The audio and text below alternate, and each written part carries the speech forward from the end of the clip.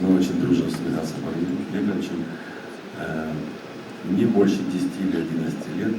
Удивительным образом нас познакомил Герман Оскарович.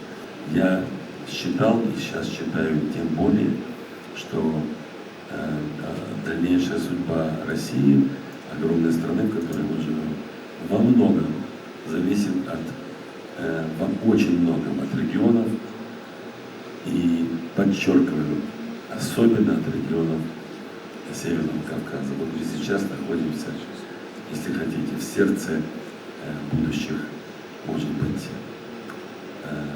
островов надежды. И надежду дает огромную, я думаю, всем, кто где-то рядом. Сегодня не буду говорить, но это невозможно, это в Москву, отпускать ребенка в Москву в таком возрасте, не каждый хочет и не каждый рискнет.